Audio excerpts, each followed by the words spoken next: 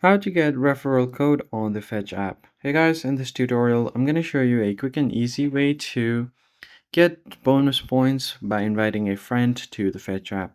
First thing you have to do is simply go ahead and open up the Fetch app and make sure that you are logged into your account. Now you can find your profile icon at the bottom right corner of your screen. Just tap on it.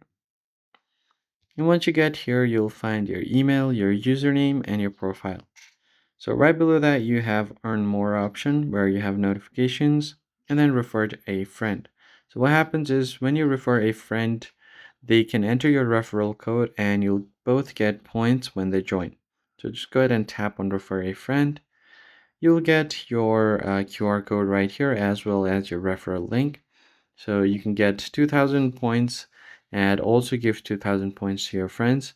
So if you tap on share, you could just go ahead and share this QR code, or if you are on the referral tab, you can click on invite friends and you should be good to go. So that's pretty much it, guys. I hope this tutorial was helpful. I'll catch you guys on the next one. Thanks for watching.